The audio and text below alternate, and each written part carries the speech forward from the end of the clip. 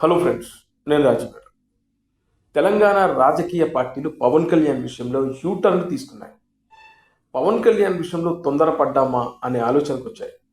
రీసెంట్గా పవన్ కళ్యాణ్ గారు తెలంగాణ విషయంలో కోనసీమలో చేసినటువంటి దిష్టి కామెంట్స్ తర్వాత పవన్ కళ్యాణ్పై తెలంగాణలోని రాజకీయ పార్టీలు, ముఖ్యంగా ముందు బీఆర్ఎస్ పార్టీకి సంబంధించినటువంటి నాయకుడు జగదీష్ రెడ్డి చేసిన కామెంట్స్ తర్వాత ఆ వెంటనే కాంగ్రెస్ పార్టీకి సంబంధించినటువంటి కొంతమంది నాయకులు కూడా పవన్ కళ్యాణ్ గారి పైన కామెంట్లు చేయడం జరిగింది. ముఖ్యంగా పవన్ కళ్యాణ్ తెలంగాణలో ఎలా అడుగు పెడతారో చూద్దాం, ఆయన సినిమాను ఆపేద్దామని చెప్పేసి, అంటే ఆయన సారీ చెప్పకపోతే తెలంగాణలో ఆయన సినిమా ఎలా ఆడతాయో మేము చూస్తామని స్వయంగా cinematography minister Komatireddy Venkatreddy comment చేశారు. ఆ తర్వాత కోమటిరెడ్డి వెంకటరెడ్డి గారు ఆంధ్రప్రదేశ్ వెళ్ళినప్పుడు అక్కడ మీడియాతో మాట్లాడుతూ పవన్ విషయంలో అది అలా జరిగిపోయింది, రాజకీయాలు అన్న తర్వాత అలా మాట్లాడుతుంటాం, కొన్నిసార్లు తప్పనిసరి పరిస్థితుల్లో మాట్లాడాల్సి వస్తుంది అంటూ పవన్ కళ్యాణ్ విషయంలో ఆయన యూటర్న్ తీసుకున్నట్లుగా స్పష్టంగా కనబడింది. ఆ తర్వాత చూస్తే జగదీష్ రెడ్డి గారు, బీఆర్ఎస్ పార్టీ నాయకులు ఏదైతే ఈ ఇష్యూని వైఎస్ఆర్సీపీ జనాల్లోకి బలంగా తీసుకొచ్చిందో, అంటే పవన్ కళ్యాణ్ గారు నవంబర్ 26వ తారీఖున మాట్లాడితే ఈ తెలంగాణకు సంబంధించినటువంటి నాయకులు దాదాపు 8-10 రోజుల తర్వాత ఈ ఇష్యూను హైలైట్ చేయడం మొదలుపెట్టారు. కానీ ఈ ఇష్యూను మొట్టమొదటగా మాట్లాడింది, అంటే పవన్ కళ్యాణ్ గారికి మొట్టమొదట కౌంటర్ ఇచ్చింది జగదీష్ రెడ్డి. అలాంటి జగదీష్ రెడ్డి మళ్ళీ ఆయన కూడా యూటర్న్ తీసుకొని, అంటే పవన్ కళ్యాణ్ గారికి సపోర్ట్గానే జగదీష్ రెడ్డి మాట్లాడాడు. ఎలా ఆయన సినిమాల్ని తెలంగాణలో ఆపుతారు, ఆయనకున్న రైట్స్ ఏంటి అనే విధంగా ఆయన మాట్లాడారు. ఎందుకు తెలంగాణకు సంబంధించినటువంటి నాయకులు మొదట పవన్ కళ్యాణ్ గారిని టార్గెట్ చేసి ఆ తర్వాత ఎందుకు యూటర్న్ తీసుకున్నారు? దాని వెనకాల మతలబ్ ఏంటి అంటే, రేపు తెలంగాణలోని ముఖ్యంగా హైదరాబాద్లో జిహెచ్ఎంసీ ఎన్నికలు రాబోతున్నాయి.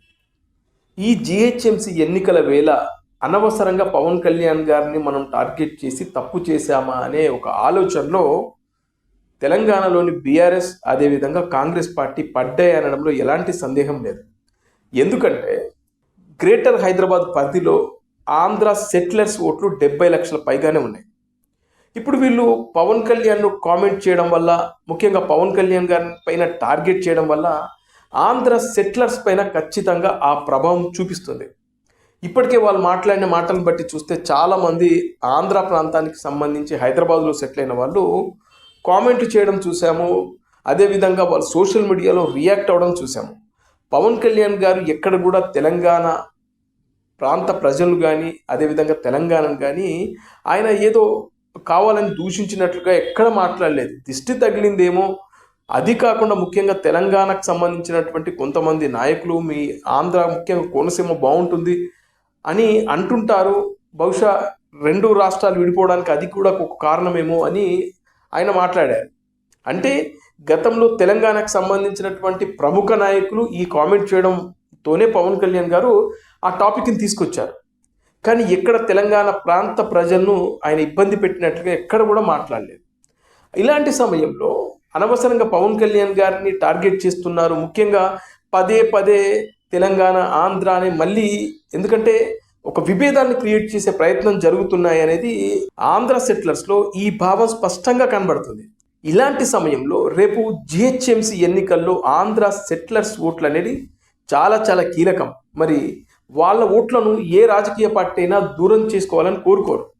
ఇక్కడ తొందరపడి పవన్ కళ్యాణ్ టార్గెట్ చేయడం వల్ల ఖచ్చితంగా ఆ ఓట్లు దూరం అయిపోతాయనే ఆలోచనతో ఎవరైతే కామెంట్లు చేశారో, మొదట జగదీష్ రెడ్డి కానీ, ఆ తర్వాత కోమటిరెడ్డి వెంకటరెడ్డి కానీ, అనిరుద్ధ్ రెడ్డి కానీ, జడ్చర్ల ఎమ్మెల్యే, ఆయన ఏకంగా అయితే ఇంకా పవన్ కళ్యాణ్ సినిమాల్ని జడ్చర్లలో ఆడనివ్వకుండా చూస్తానని, అదేవిధంగా ఇంకొక కాంగ్రెస్ పార్టీకి సంబంధించిన నాయకుడు తెలంగాణలో పవన్ కళ్యాణ్ ఎలా అడుగు పెడతాడో చూద్దామని చెప్పి ఇలా కామెంట్లు చేయడం వల్ల ఖచ్చితంగా ఆ ఆంధ్ర సెటిలర్స్ ఓట్ల మీద ప్రభావం చూపిస్తాయని చెప్పి వాళ్ళను కాంగ్రెస్ పార్టీ అధిష్టానం కానీ, ఇటు అదేవిధంగా బీఆర్ఎస్ పార్టీ అధిష్టానం కానీ ఆయా నాయకులను గట్టిగా మందలించినట్లుగా కూడా సమాచారం ఉంది మన దగ్గర. అయితే ఇప్పుడు జిహెచ్ఎంసీ ఎన్నికల్లో ఆంధ్ర సెటిలర్స్ ఓట్లు కీలకం కాబట్టి ఆంధ్ర సెటిలర్స్ ఎవరి వైపు మొగ్గు చూపిస్తారో వాళ్ళకే జిహెచ్ఎంసీలో గెలిచే అవకాశాలు ఉంటాయి.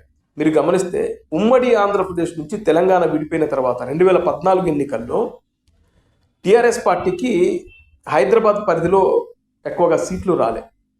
కానీ మళ్ళీ 2018లో జరిగినటువంటి ఎన్నికల్లో టీఆర్ఎస్ పార్టీకి గ్రేటర్ హైదరాబాద్ పరిధిలో విపరీతంగా సీట్లు గెలుచుకుంది.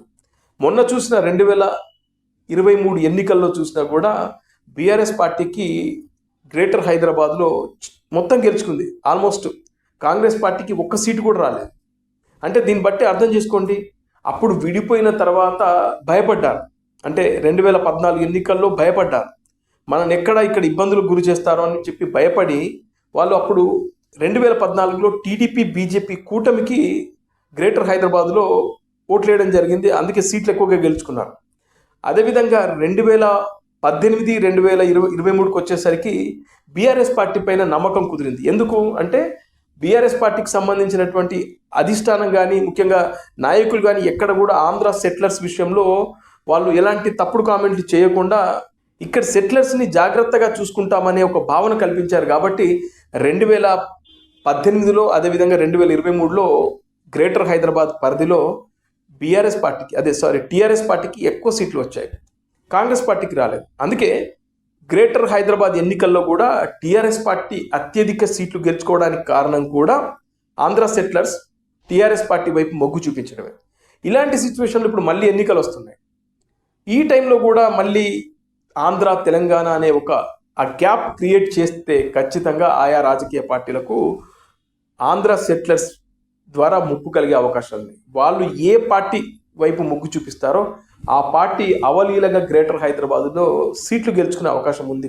కాబట్టి ఇప్పుడు పవన్ కళ్యాణ్ కామెంట్స్ తర్వాత తొందరపడి కామెంట్ చేసిన ఎవరైతే ఉన్నారో వాళ్ళందరినీ మందలించడం కూడా జరిగింది. అందుకే ఇప్పుడు పవన్ కళ్యాణ్ విషయంలో యూటర్న్ తీసుకున్నారు. ముఖ్యంగా తెలంగాణ ఆంధ్రాని మళ్ళీ విభేదాలు క్రియేట్ చేయడం వల్ల మనకే ఇబ్బందులు, రేపు గ్రేటర్ హైదరాబాద్ ఎన్నికల్లో ఇబ్బందులు ఎదురవుతాయనే ఉద్దేశంతో సైలెంట్ అయినట్టుగా కనబడతా ఉంది. అందుకే రాష్ట్రం విడిపోయి చాలా రోజులు అవుతుంది, అక్కడి ప్రజలు హ్యాపీగా ఉన్నారు, ఇక్కడి ప్రజలు హ్యాపీగా ఉన్నారు. మధ్యలో రాజకీయ నాయకుల అనవసర కామెంట్ల ద్వారా ఇప్పుడు లేనిపోని పెంట పెట్టడం తప్పితే ఇంకేమీ లేదని గమనించినటువంటి కాంగ్రెస్ అదేవిధంగా టీఆర్ఎస్ పార్టీ నాయకులు పవన్ విషయంలో ఇక అనవసర కామెంట్లు చేయొద్దు అనే విధంగా పిలిచి మాట్లాడడం కూడా జరిగినట్లుగా సమాచారం.